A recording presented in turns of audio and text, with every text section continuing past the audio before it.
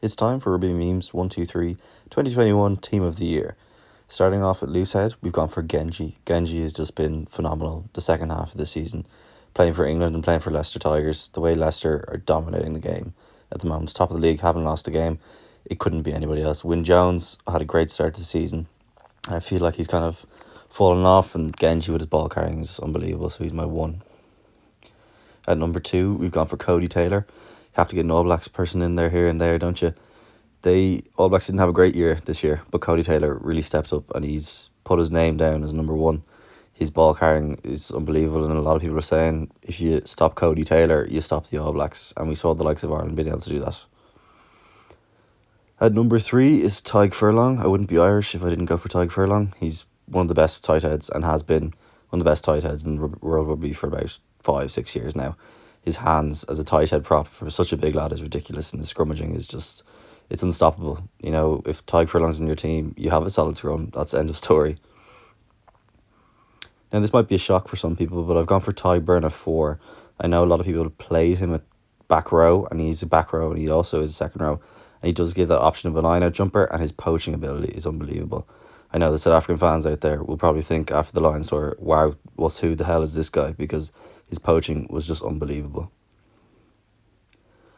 And number 5, after the Lions defeat, Etzebeth, I just don't think you can't get him in. There's the likes of also Itoje and Alwyn Jones who were good.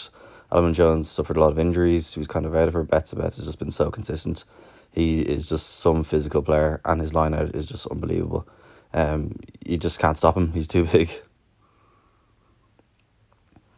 At 6, I've gone for Watson. I know Watson normally plays 7, I believe, but he has to get in that team. I think it was 2021 Six Nations Player of the Year, or was the year before that, and he had a fantastic Lions tour.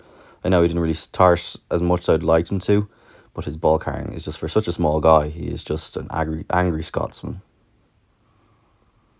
I feel like this player is come on a lot, and I feel like he hasn't got the credit that he deserves, but I've gone for Woki at 7. He can play second row as well, but for when that tour to France toured to Australia, he was just unbelievable. He's such a leader for such a young lad. I think he's only 22. His ball carrying, his poaching, he's a line-out operator as well, and that's why I've gone for Woki. At number 8, there was a few questions I was thinking about who I'd put in, but Savea. He's just, you can see in the photo, doing his trademark dummy. He is just unbelievable. His power, his ball carrying, his leadership. He's been in the squad for a long time now for the All Blacks. And there was the likes of Jack Conan, Caelan Doris. They were close, but I'm gone for Savea at 8. Number 9, I don't think there was much question. Dupont has just been, I think he was World Rugby Player of the Year this year. He's just unbelievable. His trademark line runnings, support runnings he's just scoring tries every game. He scored 5 tries in Six Nations this year, and he only played 5 games. It's absolutely ridiculous. Dupont's my number 9. At number 10 is Marcus Smith. I don't think you can be surprised at this pick. He won the Premiership with Harlequins last minute in the semi-final and the final. He got his England debut this year, and he also got called up for the Lions. There's not much more this man can do. His little goosey step that he does is just phenomenal. He runs games, and he's just a bit of flair.